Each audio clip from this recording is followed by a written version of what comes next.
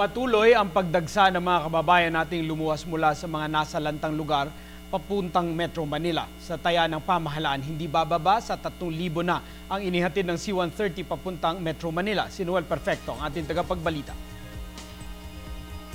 Walang patid ang pagdating ng mga Typhoon Yolanda victims sa Philippine Air Force Base sa Pasay City mula sa mga bayan nasalanta ng nakamamatay ng bagyo kamakailan. Marami sa kanila ang natutuwa sa kanilang sibilisasyon. Marami rin ang nagulat sa mabilis na pagresponde ng iba't ibang volunteer groups na handang umalalay sa kanilang muling pagharap sa mga nag-aantay na kamag-anakan dito sa Kamaynilaan. Ngunit, mas marami pa rin ang handang bumalik sa nawasak nilang mga tirahan anumang araw para muling masilayan ng dati nilang bayang sinilangan. Pagpatuloy ko yung pag-aaral ko dito sa Maynila.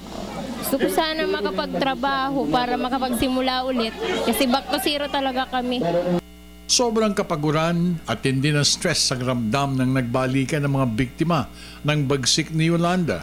Ngunit pansamantala lamang ito dahil nandoon ang isang grupo ng dayuhang mahikero na walang inatupag kung hindi pasayahin at paligayahin ang mga kababayan nating nahagupit ni Yolanda. Ang ginagawa nitong aking mga kasama ay not just only to help them but to make them smile para kahit papano yung kanilang kalungkutan sa pagtawa nila, sa pag-smile nila naiibsan. We saw some great things happening with people being able to help with their injuries, along with being able to pray and give people hope. We were preaching the gospel, telling people Jesus is the answer. Hindi rin mabibili ang kasiyahan na mutawi sa mga labi ng ibang biktima, lalo na mga senior citizens na nakatakas sa bangis at matinding hagupit ni Bagyong Yolanda sa kaitaasan ng kabundukan. Hanggang dito nga ako ng tubig, oh. Babalik ka pa ba roon sa Tacloban? Babalik pa rin kaya mayroon ko man mga anak doon. Malakas, parang umiikot yung hangin. Tapos naman wala namang bubong yung bahay yun.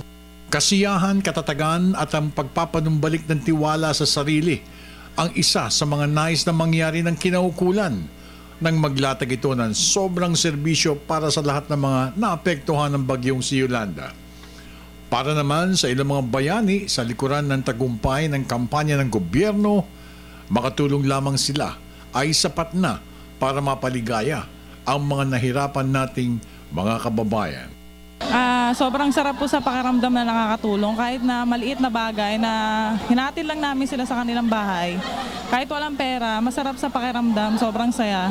Na nakakalungkot din pag nakakwento mo sila sa sasakyan na yung nangyari sa kanila. Nakakaiyak pero masarap sa pakiramdam. Touching, tapos kanina medyo teary-eyed ako nung nagbibigay ako ng relief goods kasi I didn't expect na ganoon talaga yung nangyari. I thought na parang somehow, may makikita mo sa mga mata ng mga tao na they really need help po. Para sa Telebisyon ng Bayan, ako naman si Noel Perfecto.